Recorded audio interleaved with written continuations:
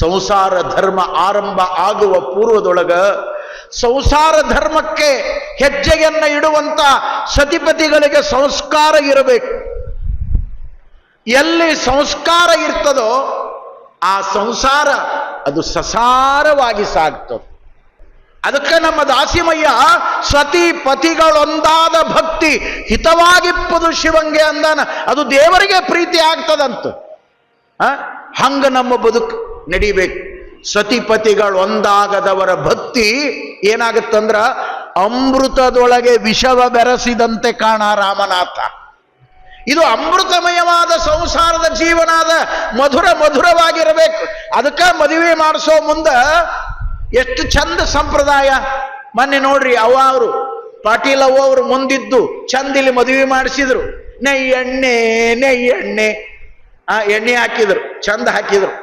ವರವರರಿಗೆ ವಧುವಿಗೆ ಎಣ್ಣೆ ಹಾಕಿದ್ರು, ಅರ್ಶನ ಹಚ್ಚಿದ್ರು, ನೀರು ಹಾಕಿದ್ರು, ಸುರುಗಿ ಸುತ್ತಿದ್ರು, ಸ್ನಾನ ಮಾಡಿಸಿದ್ರು ಅಂದ್ರದಾಗ. ಇವೆಲ್ಲ ಸಂಪ್ರದಾಯಗಳದಾವ. ಇವನು ಹೇಳಾಕ ಒಂದು 15 ದಿನ ಬೇಕು ನನಗೆ. ಸೋಮ ಇಟ್ಟಿಟ ಹೇಳಿ ಮುಂದೆ ಹೋಗ್ತೀನಿ. ಬಹಳ ಚಂದ್ರಿ ಅವೆಲ್ಲ ಆದರ್ಶ ಅದಾವ. ಅವು ಮತ್ತು ಜೀವನಕ್ಕೆ ಮಾರ್ಗದರ್ಶನ ಆಗುವಂತ ತತ್ವಗಳದಾವ. ಇವನ್ನೆಲ್ಲ ಮಾಡಿಸಿ ಅಲ್ಲಿ ಶಾಸಿ ಅಕ್ಕಿದು ಶಾಸಿ ಕಟ್ಟಿ ಮಾಡಿ ಆ ನೂತನ ಜೋಡಿಗಳನ್ನ ಸ್ನಾನ ಮಾಡಿಸಿ ಕರ್ಕೊಂಡು ಬಂದು ನೋಡ್ರಿ. ಅರಿಶಿಣ ಯಾಕೆ ಹಚ್ಚಿದ್ರು ಅಂದ್ರೆ ಬಣ್ಣ ಬರಲಿ ಅಂತ ಅಲ್ಲ. ಅರಿಶಿಣ ಆಯುರ್ವೇದದ ಬಹಳ ದೊಡ್ಡ ಒಂದು ಔಷಧಿ. ಅದು ಒಂದು 3-4 ದಿನ ಜೋಡಿ ಆಗೋವ್ರ ಆರೋಗ್ಯ ಕೆಡಬಾರ್ದು ಅಂತ ಅದನ್ನ ಹಚ್ಚೋ ಪದ್ಧತಿ ಬಂದದ ನಮ್ಮಲ್ಲಿ. ಸೋಮ್ ಚಂದ ಕಚ್ತಾರಂತ ಮಾಡ್ರಿ ನೀವು. ಇಲ್ಲ, ಅವು ಚಂದ ಇರ್ಲಿ ಆರೋಗ್ಯವಾಗಿ ಅಂತ ಹೇಳಿ ಆ ಅರ್ಥದೊಳಗ ಇದನ್ನೆಲ್ಲ ಮಾಡಿ ತಂದು ಕುಡಿಸ್ತಾರ. ಕುಡಿಸಿದ ಮೇಲೆ ಪುರೋಹಿತರು ಐನೋರು ಸ್ವಾಮಿಯರು ಮುಂದೆ ಕೂತಿರ್ತಾರೆ. ಮುಂದೆ ಕುಂದಿರ್ಸಿದಗಳೇನೆ ಕೆಳಗೆ ಮಜ್ಜನ ಪಾತ್ರೆ ಇಟ್ಟು ವರನ ಕೈಯೊಳಗ ವಧುವಿನ ಕೈಯನ್ನ ಇಟ್ಟು ಅದರೊಳಗೆ ಪಂಚಾಮೃತ ಅಭಿಷೇಕ ಹಾಕಿ ಮಜ್ಜನ ಮಾಡಿ ಅದಕ್ಕೆ ವಿಭೂತಿ ಗಂಧ ಕುಂಕುಮ ಅಕ್ಷತೆ ಪತ್ರಿ ಪುಷ್ಪ ಧೂಪ ದೀಪ ಎಲ್ಲದನ್ನ ಷೋಡಶೋಪಚಾರ ಪೂಜೆಯನ್ನ ಮಾಡಿ ಕೈ ಸ್ವಚ್ಛ ಮಾಡಿಸ್ತಾರೆ. ಎದಕ್ಕೆ ಮಾಡಿಸಿದ್ರು? ಹಾಲು ಮೊಸರು ಹೆಚ್ಚಾಗಿ ಅಂತ ಮಾಡಿಸ್ಯಾರೇನು? ಇಟ್ಟು ಮಂದಿ ಮದುವೆಯಾಗಿರಿ, ಎದಕ್ಕೆ ಮಾಡಿಸಿದ್ರು? ನೀವು ಯಾಕೆ ಮಾಡಿದ್ರಿ ಅಂತ ಕೇಳಿದ್ರಿ. ಏನ್ರಿ ಅಪ್ಪವ್ರೆ ಅವ್ರು ಮಾಡಿಸ್ಯಾರ, ನಾವು ಮಾಡಿ ಒಬ್ರಿಗಾರ ನೀವು ಮಾಡ್ಕೊಂಡು ನಿಮ್ಮ ಮಕ್ಕಳದು ಮಾಡಿ ಮೊಮ್ಮಕ್ಕಳದು ಮಾಡಿರಿ. ಒಬ್ರೇ ಹೇಳ್ರಿ ನೋಡೋಣ. ಇಲ್ವೇ ಇಲ್ಲ. ನಾವು ಕೇಳಂಗಿಲ್ಲ, ಅವ್ರು ಹೇಳಂಗಿಲ್ಲ. ಸೋಮ ಮಾಡೋದು ಯಾಕೆ ಮಾಡಿದ್ರು ಅಂದ್ರ ಎರಡು ಜೋಡಿಯಾಗಿ ಒಂದಾಗುವ ಕಾಲದೊಳಗ ಇಲ್ಲಿ ತನ ಈ ಕೈಯಿಂದ ಏನೇನೋ ಆಗಿರಬಹುದು. ಆದ್ರೆ ಇನ್ನ ಮೇಲೆ ನಿಮ್ಮ ಎರಡೂ ಕರಗಳು ಶುದ್ಧವಾಗಲಿ, ಪವಿತ್ರವಾಗಿ ನೀವು ಸಂಸಾರದೊಳಗೆ ಹೆಜ್ಜೆ ಇಡಬೇಕು ಅಂತ ಬದುಕಿನ ಶುದ್ಧಿಗಾಗಿ ಅಸ್ತಪೂಜೆಯನ್ನು ಮಾಡಿಸ್ತಾರೆ. ಅಷ್ಟಪೂಜೆಯನ್ನು ಮಾಡಿದ ಮೇಲೆ ಕೈಗೆ ಇಬ್ಬರಿಗೂ ಕಂಕಣಂ ಬದ್ಧ್ವಾ ಕಂಕಣವನ್ನು ಕಟ್ತಾರ. ಯಾಕೆ? ನೀವು ಇಲ್ಲಿಯವರೆಗೆ ಬ್ರಹ್ಮಚರ್ಯ ಜೀವನವನ್ನು ಕಳೆದು ಇನ್ನು ಮೇಲೆ ಗೃಹಸ್ಥ ಜೀವನಕ್ಕೆ ಹೋಗುವಂತ ಯೋಗ್ಯತೆಯನ್ನು ಪಡೆದಿರಿ. ಸಂಸಾರ ಧರ್ಮವನ್ನು ಗೆಲ್ಲುವ ಬದ್ಧತೆ ನಿಮಗೆ ಬಂದದ. ಅದಕ್ಕಾಗಿ ನಿಮ್ಮ ಕೈಗೆ ಸಾಂಸಾರಿಕ ಧರ್ಮದ ಕಂಕಣವನ್ನು ಕಟ್ತೇವೆ. ನೀವಿಬ್ರು ಸತಿಪತಿಗಳು ಒಂದಾಗಿ ಕಂಕಣಬದ್ಧರಾಗಿ ಈ ಸಂಸಾರ ಧರ್ಮವನ್ನು ಗೆಲ್ಲಬೇಕು ಅನ್ನುವ ಸಲುವಾಗಿ ಕಂಕಣವನ್ನು ಕಟ್ತಾ. ಅದಾದ ಮೇಲೆ ನೋಡ್ರಿ ಎಷ್ಟು ಚಂದದ ಗುಡಜೀರಕ ಅಂತ ಮಾಡಿಸ್ತಾರೆ. ಕಡ್ಲಿ ಬ್ಯಾಳಿ, ಜೀರಿಗೆ, ಬೆಲ್ಲ ಇವು ಮೂರನ್ನು ಹುಡುಗನ ಕೈಯಾಗ ಹುಡುಗಿ ಕೈಯಾಗ ಕೊಡ್ತಾರ. ಹುಡುಗನ ಕಡೆಯಿಂದ ಹುಡುಗಿ ತಲೆ ಮೇಲೆ ಹಾಕಿಸ್ತಾರ 3 ಸಲ. ಅವಂದು ಹಾಕೋದು ಮುಗಿದ ಮೇಲೆ ಹುಡುಗಿ ಕಡೆಯಿಂದ ಹುಡುಗನ ತಲೆ ಮೇಲೆ 3 ಸಲ ಹಾಕಿಸ್ತಾರ. ಏನ? ಬ್ಯಾಳಿ, ಬೆಲ್ಲ, ಜೀರಿಗೆ. ಇವು 3 ಇಲ್ಲದ ಸಂಸಾರ ನಮ್ಮದು ನಿಮ್ಮದು ನಡೆಯಂಗಿಲ್ಲ. ಎಷ್ಟು ಚಂದ ವಿಚಾರ ಮಾಡ್ಯಾರ ನಮ್ಮ ಹಿರಿಯರು.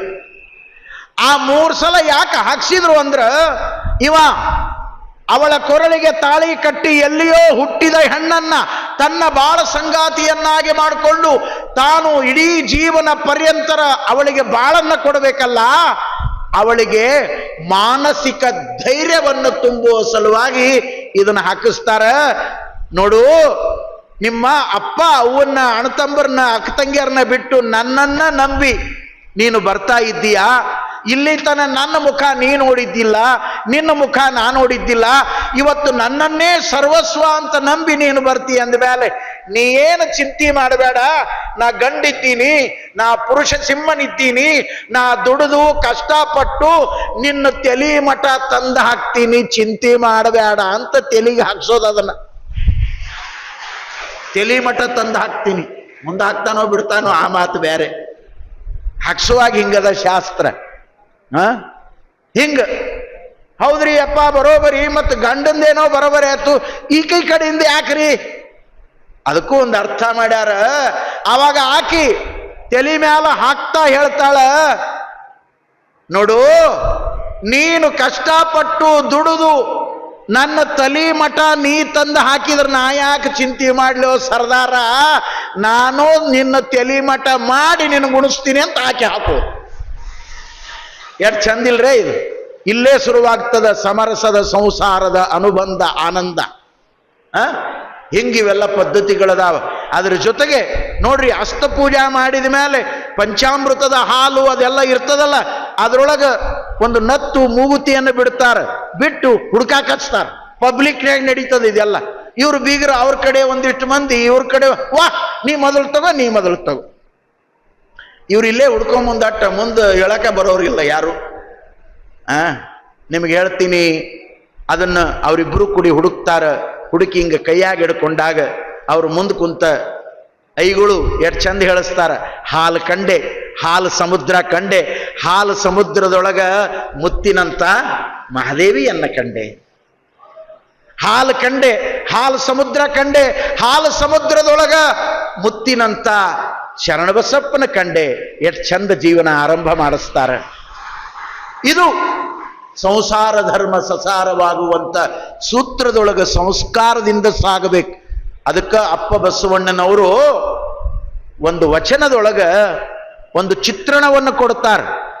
ಸಂಸಾರ ಯಾಕೆ ವಜ್ಜೆ ಆಗ್ತದೆ ಬಹಳ ಜನರಿಗೆ? ಮೊದಲು ಮದುವೆ ಮದುವೆ ಮದುವೆ ಮದುವೆ, ದೊಡ್ಡ ಚಿಂತಿರಿ ಮದುವೆ. ಇದು ಸಿದ್ಧಗ ಮದುವೆ ಆಗಿದ್ದಿಲ್ಲ, ಸಿದ್ಧಗ ಮದುವೆ ಆಗಿದ್ದಿಲ್ಲ, ಗೆಳೆಯರಿಗೆ ಮದುವೆ ಆಗಿತ್ತು. ಒಂದು ದಿನ ಕಟ್ಟಿ ಮೇಲೆ ಗೆಳೆಯರು ಕೂಡ ಕುಂತಾಗ ಗೆಳೆಯರಂದ್ರು, ಮಗನ ಒಂದ ವಾರಿಗೆ ಅವರು ನಾವು ನೀವು ಎಲ್ಲ ನಮ್ಮ ಅಪ್ಪ ಅವುಗಳು ನಮಗೆ ಮದುವೆ ಮಾಡಿದ್ರು, ನಾವು 1 2 ಹಡ್ಕೊಂಡು ಮನ್ಯಾಗ ಬಾಳೆ ಮಾಡಾಕತ್ತೀವಿ. ಮಗನ ಇಲ್ಲಿ ತನ ನಿಮ್ಮ ಅಪ್ಪ ಅವ್ವ ನಿನಗೆ ಲಗ್ನನ ಮಾಡಿಲ್ಲ, ಮಾಡ್ತಾರೋ ಇನ್ನು ಹಿಂಗ ಕುಣ್ಯಾಗಿಡ್ತಾರೋ ಅಂತ ಬೈದ್ರು. ಅವಂಗ ಭಾರಿ ಸಿಟ್ಟು ಬತ್ರಿ. ಸಿಟ್ಟು ಬಂದುಗಳೇ ಅದ ಸಿಟ್ಟಿನಾಗ ಮದುವೆ ಮದುವೆ ಮದುವೆ ಅನ್ಕೋತಾನ ಮನೆ ಕಡೆ ಬಂದು ಇನ್ನೇನು ಬಸ್ತಲೊಳಗೆ ಕಾಲಿಡಬೇಕಾಗಿತ್ತು. ಪಡಸಾಲಿಯೊಳಗೆ ಸಿದ್ಧನ ಅಪ್ಪ ನಿಂತಿದ್ದ. ಇವ ರೌಸಿಗೆದ್ದು ಸಿಟ್ಟಿಗೆದ್ದು ಬರೋದು ನೋಡಿ, ಯಾಕಂದ್ರೆ ಅವನು ಹಡ್ದಾವ ಇವ